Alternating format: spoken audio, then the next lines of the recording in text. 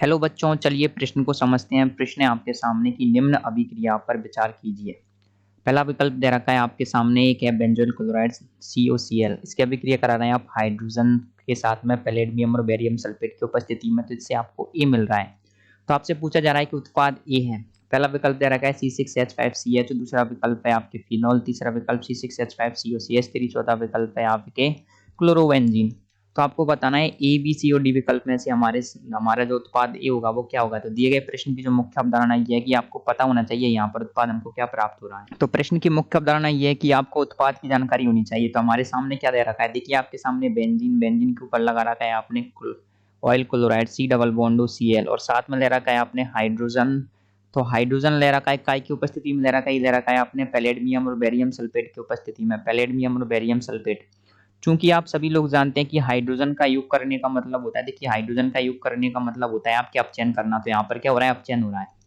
और पैलेडियम और barium sulphate, तो ये एक बहुत ही फेमस, बहुत ही पॉपुलर नेम रिएक्शन है जिसको कहा जाता है आपके रोजेनमुंड अपचयन। आप सभी लोग जानते हैं ये होता है आपके रोजेनमुंड अपचयन।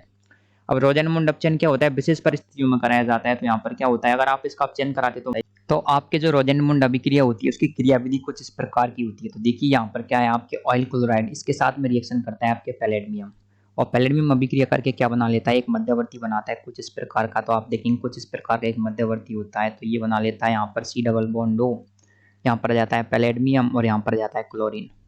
चूंकि हमारे पास में अभिक्रिया में ऑलरेडी हाइड्रोजन दे रखी है, तो क्या हो जाता है, यहाँ पर हाइड्रोजन आती है आपके HH।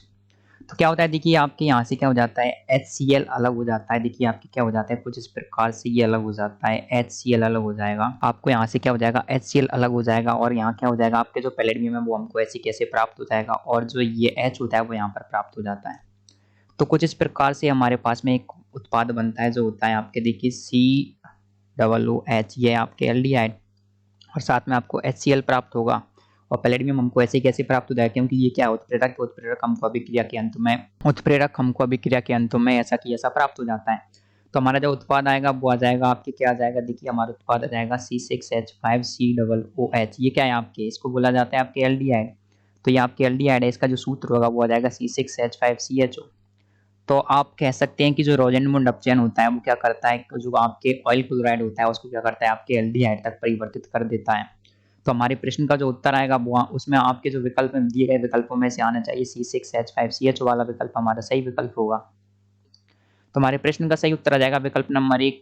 नहीं आपके बी होगा, ना सी होगा, ना डी होगा। तो हमारे प्रश्न का सही उत्तर आएगा विकल्प C6H5CHO। तो आशा करते हैं आपको प्रश्न का उत्तर समझ आया होगा। धन्यवाद।